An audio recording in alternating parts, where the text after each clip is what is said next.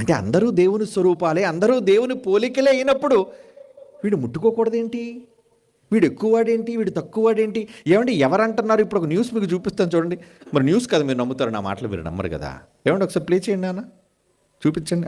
ఇది news, TV9 మీకు తెలుసు. అంబేద్కర్ కి జై కొడతారు, కానీ అంటరానితనాన్ని మాత్రం వదులుకోలేరు. దేశంలో నాయకుల పరిస్థితి ఇది. దళిత సంక్షేమం అంటూ లెక్చర్లు కొట్టే నేతలు వారికి ముట్టుకోవడానికి మాత్రం వెనకాడుతున్నారు. తాజాగా ఉత్తరప్రదేశ్ ముఖ్యమంత్రి యోగి ఆదిత్యనాథ్, ఆయన సిబ్బంది దళితుల్ని అవమానించారు. స్నానం చేసొస్తేనే సీఎంని కలిసేందుకు అనుమతిస్తామంటూ దళితులకు ఆదేశాలు జారీ చేశారు.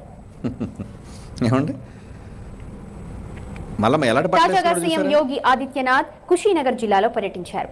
ఆయన రాకకు ముందు అక్కడి దళితులకు సబ్బులు, షాంపూలు, సెంట్లు సరఫరా చేశారు. శుభ్రంగా స్నానం చేసి సెంటు కొట్టుకుని వస్తే ముఖ్యమంత్రితో కలిసే అవకాశం ఇప్పిస్తామంటూ హుకుం జారీ చేశారు. ఏమంటే ఇప్పుడు ఈ న్యూస్ విన్న తర్వాత మీకు ఏమర్థమైంది? బైబిల్ ప్రకారంగా అసలు దళితుడు అని ఎవరిని అనకూడదండి. లేడు, మనిషి, దేవుని రూపంలో కలుగ చేయబడిన మనిషి, ఎవరైనా కావచ్చు, స్త్రీ అయినా పురుషుడైనా, మీరైనా. ఎంత బాగుందండి బైబిల్. ఇద్దరు నా పోలికని చెప్పిన దేవుని మాట బాగుందా?